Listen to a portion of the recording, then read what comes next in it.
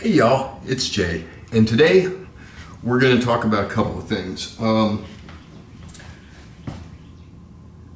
want to give you an update on the channel just really quickly. So you've known about, you've heard me mention my hands and the problems that I have with them, right? They've progressed, they've gotten worse. So you know that I always fold my last two fingers on my bridge hand because they don't open, right? This is my hand all the way open. And you can see those fingers, that's as far as they open, okay? Well, it's progressed, and now my thumb, if you look at the two hands, you'll see that my thumb also is not opening all the way, which is causing me to actually have pain when I bridge. And you may have just noticed that this hand, my ring finger, is bending in as well now. I've got to get that fixed. I can't hold the cue properly, and for the last, I don't know, 3 weeks, within a half an hour of starting to play, I'm in pain. And it's affecting my game, it's affecting my stroke. I don't want to build that into muscle memory. So I'm having procedures done to correct my fingers. They're going to try to straighten them out. I had this done back in 2016. It took about 6 months to heal, and that was just my left and just these two fingers. It was not the thumb, and it was not the other hand. So for about the next 6 months, I don't expect to be able to play much. I will when I can, but I don't expect to play much. On top of that, I have impingements in both shoulders. What that is that's an inflammation around where the rotator cuff is, which restricts motion, and it means that it's much worse in my right shoulder, my backhand, than it is in the left. But that means those shots where I have to drop my elbow, or where I should drop my elbow to drive through, those are painful as well. So for the next foreseeable future, I won't be shooting pool myself while I get these things fixed. I'm going into physical therapy actually this week to start working on fixing my shoulders, because that's how you fix an impingement, is through strengthening of the muscles and the flexibility. For you younger players out there, don't ignore flexibility. You know, I think that whether you work out or not is a personal choice. But stretches and flexibility, especially in your shoulders, your muscles that are, you know, engaged in pool, is really important. If any of you want to have videos of yourselves reviewed, I will do it for free, as long as you're okay with me posting it on YouTube. I've got an old email address that I'm going to give you right now. It is compforce, just like my name in the video, at hotmail.com. Okay, compforce at hotmail.com. If you send me a link to a video, I will review it, no charge, give you advice, give you tips, similar to the ones that I did recently, the same way that I'm going to review the pros. And I feel that it's only fair that and I'm not going to put that email down in the text, because I don't want it scraped and to get any more spam than I already do. So compforce at hotmail.com, send it to me. I think it's only fair that if I'm going to review the pros, before I do so, I should share with you a pro reviewing me. And so I had an issue back beginning of last year where I was missing just random balls. Out of nowhere, I was missing random balls. And so I took a video, and by the way, when you send videos to be reviewed, whether it's by me or reviewed by somebody else, don't send your best videos, okay? When you send the ones where you're doing great things, That's just an ego VOD. You're not going to learn anything from it. If you want to learn, send the ones where you're really screwing up. And so I sent a video to Niels, and yes, I paid for the review. And he reviewed the video and gave me some great advice. We're going to watch that here in just a moment. I've been able to incorporate a lot of the things that he brought up in the video, and I have gotten an incremental improvement from those, and that's what you're looking for, is incremental improvements. With that said, I wanted to set the context there because there's a place in the review where I talk about this is what I'm talking, where I say to Niels in text, this is what I'm talking about, and I wanted to make sure you understood what my goal from that training video was, from that review was. And so with that, let's go ahead and go on and let's see Niels Bajan review me. And we will be doing pro reviews. I will continue with the shots once I get to where I can do it. So with that, let's go watch Niels tear me up and tell me all the things I'm doing wrong. All right. We'll catch you next time. By the way, if you haven't subscribed, do subscribe. I think that there's going to be a lot of value in watching and learning from these types of things. So with that, let's go watch a video. You for Jay. Nice to meet you, sir. I saw your introduction. Here we go. I'm gonna make the screen bigger, and let's jump right into you swinging it against the ghost. Let's see what we have. Oh, you got it fast forward already. Or is that? Oh, is that the playback? That's.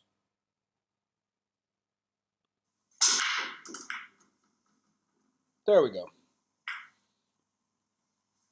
Okay. It's a great view here. Very clear to see the balls. Let me refresh myself. If I'm not mistaken, this is the 5. 1, 3, 4, 5, 6, 7. Really nice little pattern here. I would play a stop shot. No. I think personally I would. I'm 5'6", so I'm like Alex Pagula, so. I would roll this forward, I think, and just bump the rail or bump this rail. So then I could play this way to the 4. There's nothing really wrong with this. It's a bit personal preference. Stop shot was my first intuition also. Some way or somehow this opens up the angle a bit more. But nothing wrong with this. Just get off the rail. A little low left. Yeah. And pretty nice layout. I think here you can do two things.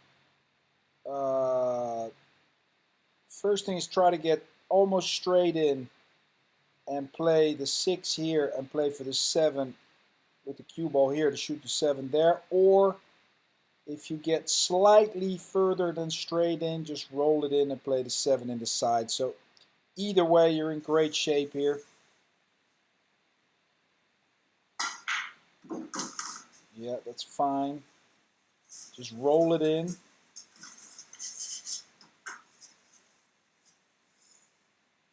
Not much to comment here. These balls are sitting ducks in this layout. There. That's the only thing there where you have to be slightly careful because you don't want to end up with an angle where you're coming here. It's better to just have like one ball more here so you can either stun it over there for the 8 or roll it forward for the 8 here. But, I mean, that's just nitpicking. See, because you're pretty close to it, that's why I think you're just slightly hesitant on the shot and you might have to draw it back now, yeah. So that one ball that I mentioned might have made it even easier for you, but that's just minor details.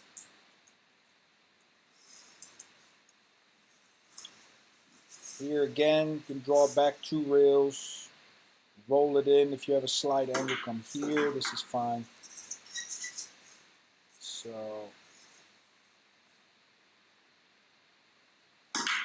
yeah. Here we go, fast forward.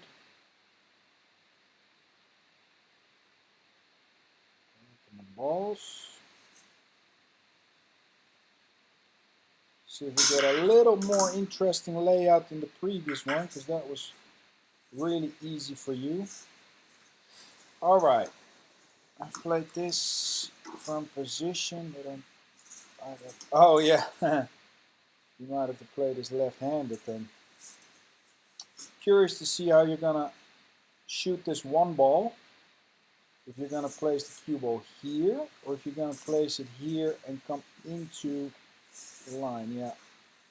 See, I myself,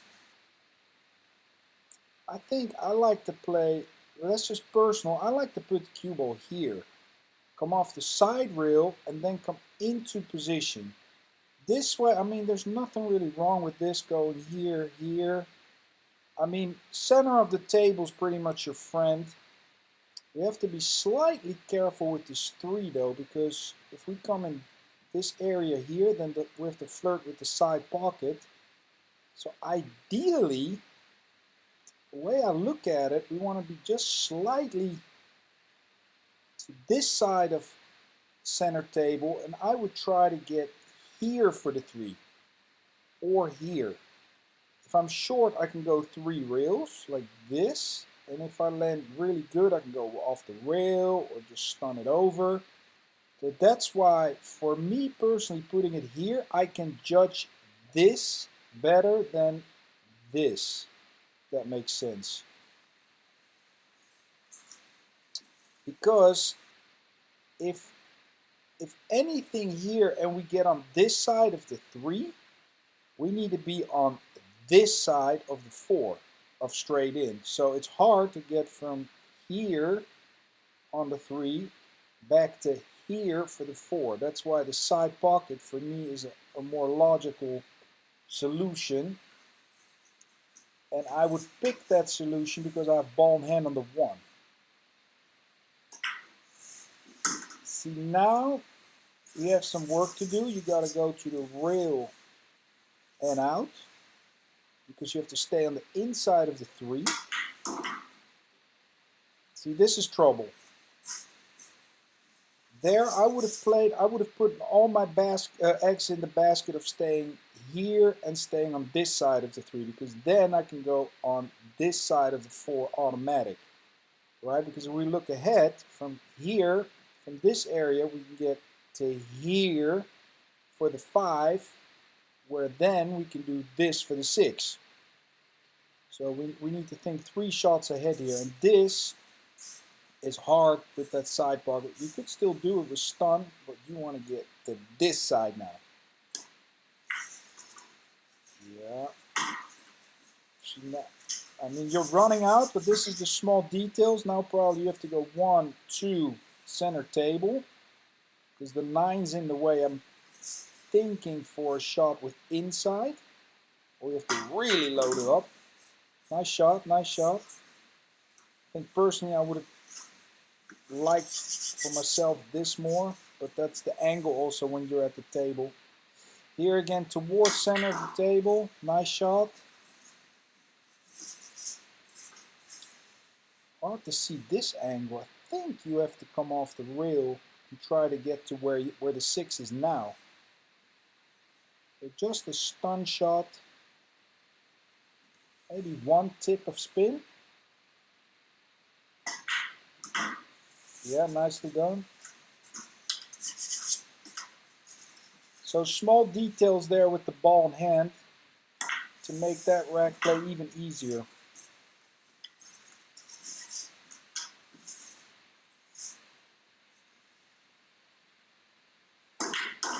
Yeah.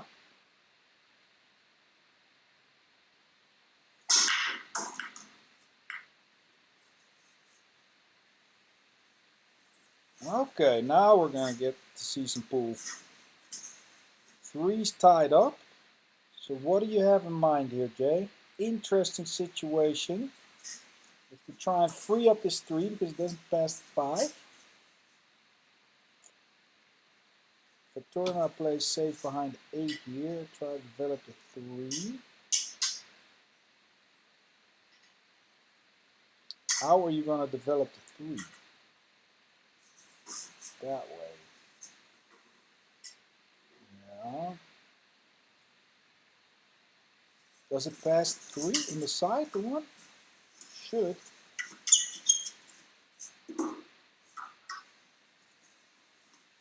I mean, I like this solution because this way, with the follow, you can just graze the 3 about a half ball or quarter ball hit, and even if you don't hit it, you might hit it from the backside. So I like this solution. Another way is to go put the cue ball here, and then I shoot it there, and I think the tangent line has you kind of hitting the 3 automatically, and then I wouldn't baby it. I would really try to hit it away from the rail, where the 3 comes here. Cue ball stays in this area, I think, or if you hit it a bit thinner, a 3 goes here, cue ball goes here for a shot in this corner pocket. So it's personal preference. I've failed with these shots more than I've hit them really good with ball in hand, because where I put this one in the side pocket determines the complete angle of the cue ball where it's going to go. So if I hit this like 1 millimeter here or more here, it's going to totally affect where the cue ball is going to travel. That's why with the stun shot in the corner, it's pretty much always going down this track. That's why I would probably opt for the firmer solution and really open it up. Yeah. See, I've done that on many, many occasions. So try to set that one up again. This is more, I think I would try to bank this one and draw it over here for the 4. Tough shot. Or, because I don't think you can play the combo. You could. It's down by the rail. Yeah, so that is the ball and hands thing there. I would really recommend you setting up that same shot for the corner. That could give you a lot of benefits.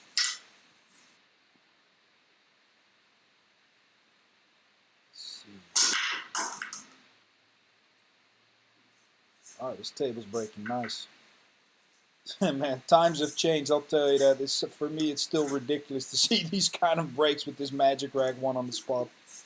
It's like an automatic that the corner ball's going in every single time. It's just a matter of getting shape. I mean, you could run out from here.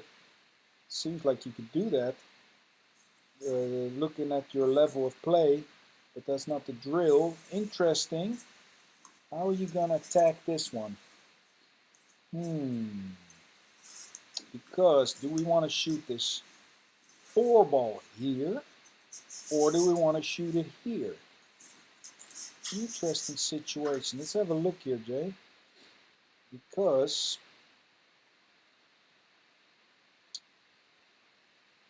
I think if you're trying to go like here, it looks like you have an angle to go here and here.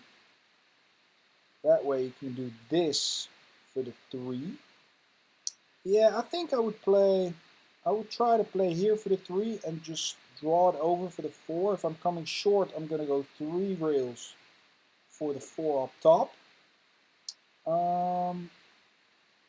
So my first instinct would say put the cue ball here and roll it forward, but you might be hampered by these balls. Interesting, because these balls are kind of in the way if you're bridging and you're not the tallest. You could also play it here and just roll into the 6, a little more risky. Yeah, or go off the rail and try to come here. Let's see. Just make sure you stay away from that 6. Yeah, that's not bad. You have to use the bridge now, though. It makes it slightly tougher. The bump on the 4 is deliberate. Guarantees position and there's no real risk. Well, the only risk is if you bump the 4, you might end up straight in. frozen on the rail.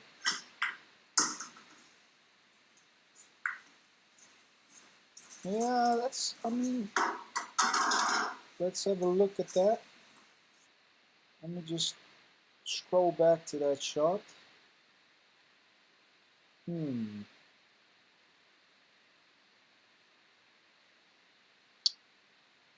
I don't think I would have done that personally, because if I play, well, if I play here and I'm going to hit the point by accident, now I'm over here. If I hit it too soft, I'm stuck on the rail.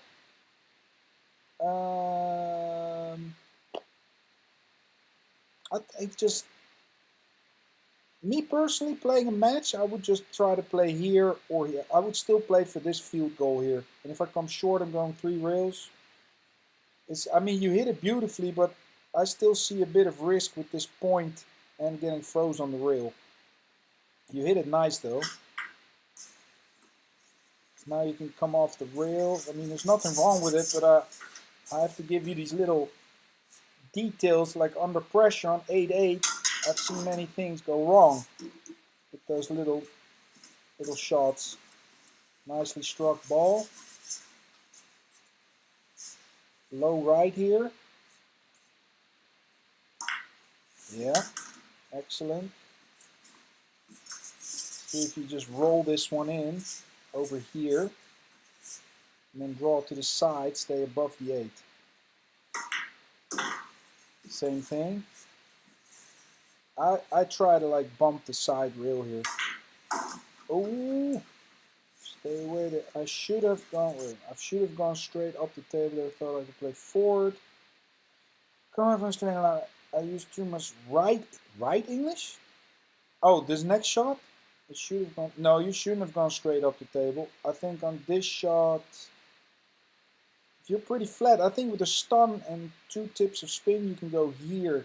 I like to stay high on these shots.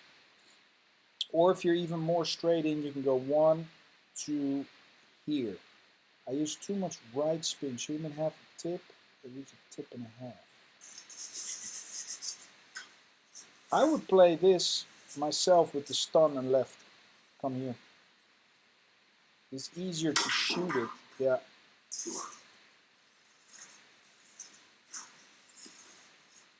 That's the thing with that topspin shot. That's why I use that stun shot rather, because I can judge it better. And with the topspin, you don't know exactly how much curve you're going to get on this rail with that speed.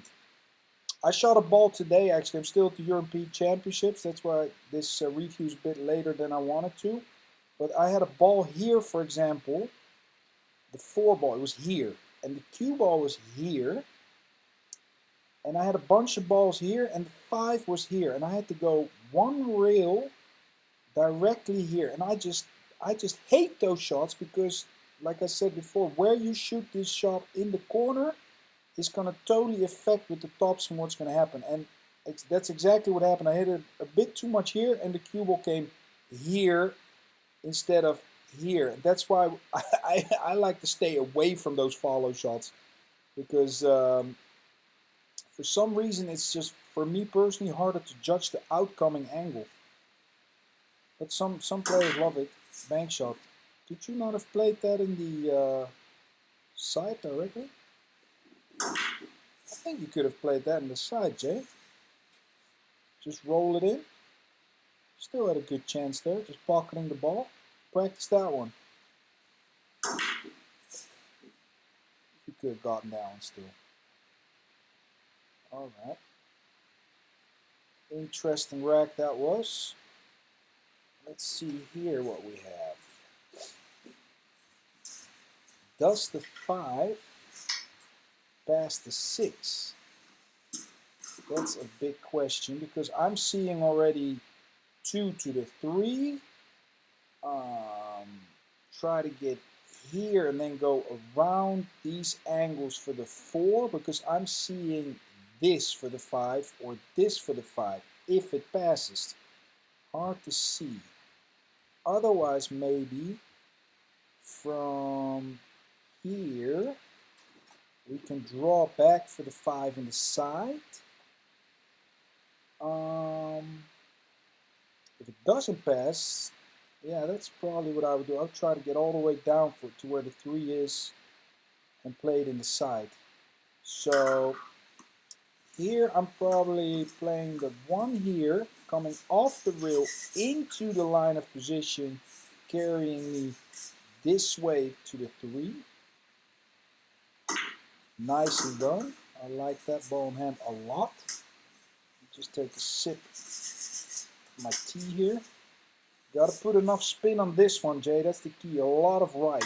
Because many, yeah, the basic mistake is, I was just going to say, you end up too straight or something funky happens. So more right on that, because you have to force yourself to come here. Let's see, you're still in decent shape. You're looking at the 5 now. I'm really curious if it passes. If not, then what is a smart option here if it doesn't pass and you have this angle? You need to play the 4 here then. Could do this 4 there and play all the way here, or you could play the 4 there, draw to the rail and out for the 5 there. It's not easy. Or try to get straighter in on the 4. If you get slightly beyond, you can do this. Straight in, you can do this. So it all depends where this 5 can go. If it passes here, you can play here, here, and you have all this room to do this, draw straight back. The 6 is blocking the corner. Here we go. Then, yeah, that I would probably draw it back to here, give myself an angle, and go 1, 2 here, or straight here. And if I land too straight in, I'm drawing it all the way back to here. Yeah. Funky little angle. Okay, you can still do this, I think, Jay. Or this. Yeah, gotta go. Nice recovery. Again, let's see this angle here. I think you're on the 50-yard line. If you stop it, can you do this? Otherwise, you have to really power it off the rail and back out. That's why I would have taken a bit more time on that shot, just to check. Those are the minor details. It's better to come maybe 1 or 2 more balls down, because then it's super easy. If you stay above this ball, then make sure you get really here, where you can do this. This is a tough spot you're in.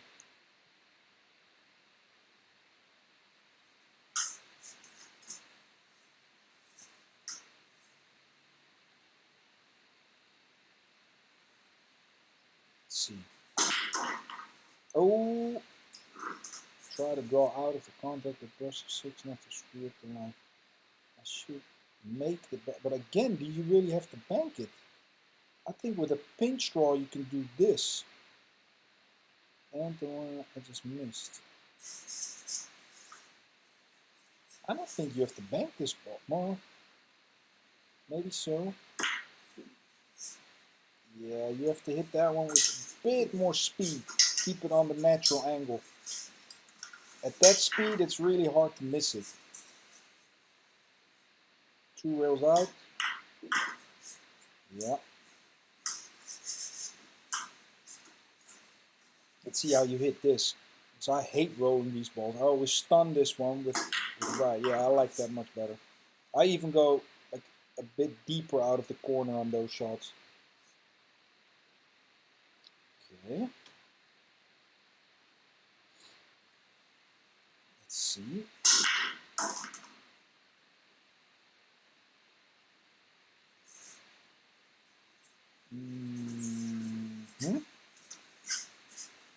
So the 2 passes the 6.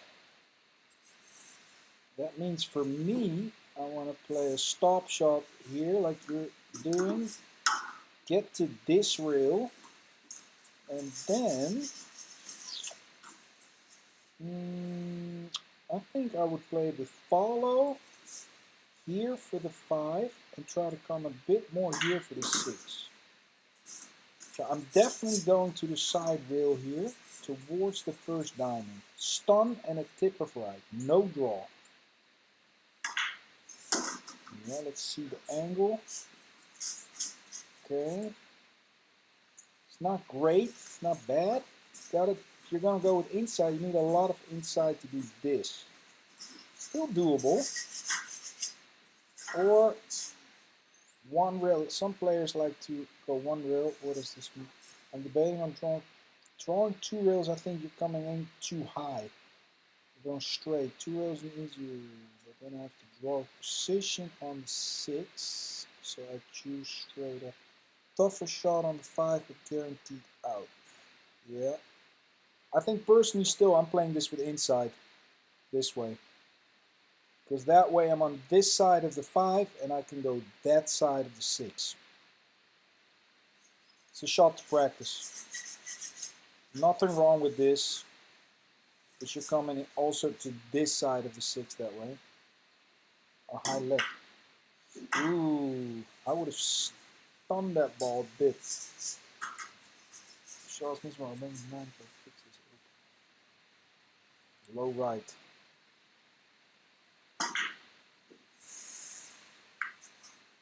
Let me see that shot again. What did that say?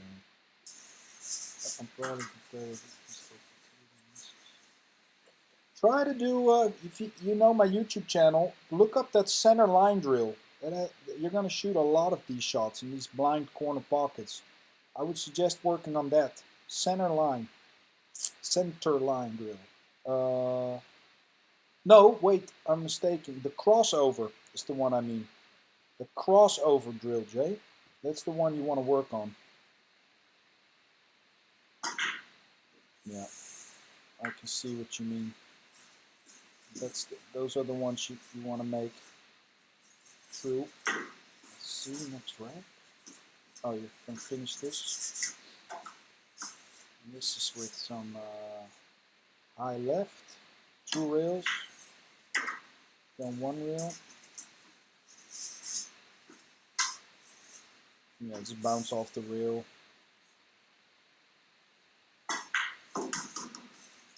Roll it in.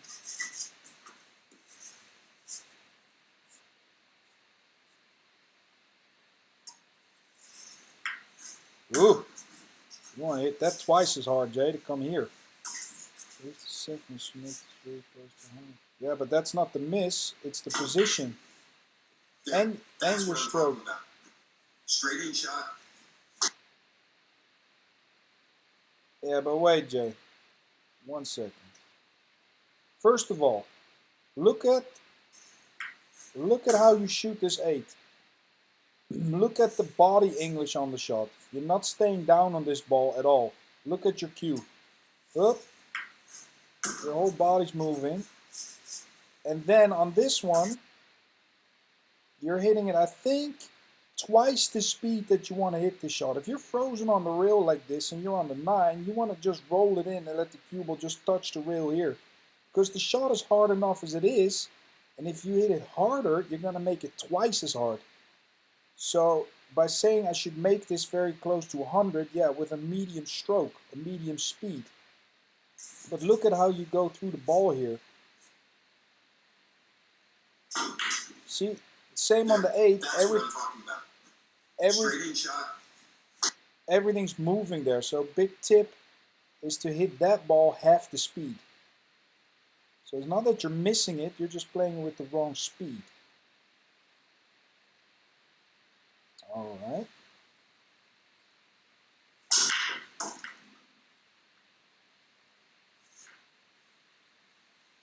Yeah.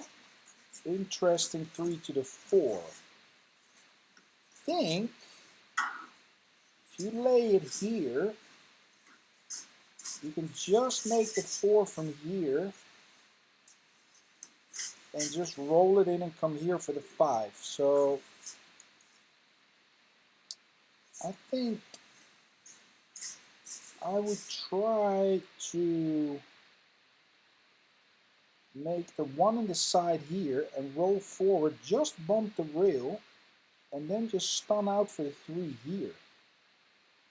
I wouldn't personally do this and then bump the rail there because you're coming away from the 3 and back at it. I think you need an angle anyway a bit under the 3 of straight in.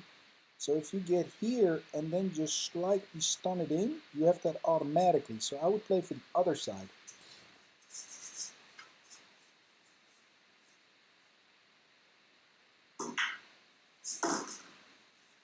See, now, whatever's going to happen, you're going to be on the rail. You got to baby this. See that? I think, at least I don't think you can come off the rail anymore. It's hard to see. Seems to me like if you make it, you're coming here. Or with the other option, you could have done maybe this. See the difference? You have to land on this now, and with the other option, you could play into that. Just minor details, but that's the difference between you playing 9-ball Ghost and maybe 10 or 11-ball Ghost. See? That's exactly what I meant. For you, that position there required perfect speed, and this position here required good speed. Rolled it too far, worrying about worry about being stuck in 6. So that's why it wasn't the 3-ball, it was actually the 1-ball already. Like here, I mean, this is brutal. You have to like dig into this, try to do this. I mean, this is, or just lag it in. Nice shot. Ooh. Just missed it. Let's see, missable, but I should be high percentage to make. No, you're a high percentage to make it. Just if these balls wouldn't be here, but you have to do something with these balls. So,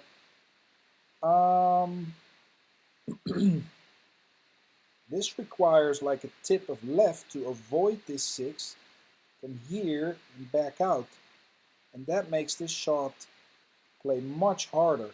If you want to just cut this in, it's center ball 12 o'clock. Yeah, then it's much easier.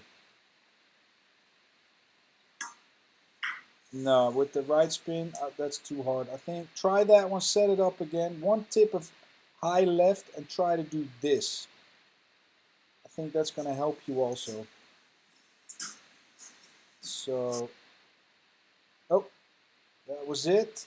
I hope you enjoyed that, Jay. There are some good points in there, I think. I'm going to send it over to you now. And I wish you all the best. And also, I think maybe what I sense, I could be wrong, is maybe a bit too high expectation in your game. Like I should make this, and it makes me think about the mental course that I have, because one clear chapter is about expectations versus goals. If you expect something to happen, and then you start saying things like I should and I ought to, those things. So I think you play pretty strong, but it's just a bit mental aspect, and also just minor details. And then I'm thinking you could go pretty strong towards 10-ball Ghost and 11-ball. So don't be hesitant on starting to compete and be competitive. It's minor details. So if you're also interested in the course, contact me. Hope you enjoyed this, and in the future, near future, we can do this again. All right. Take care, Jay. Wish you all the best, sir.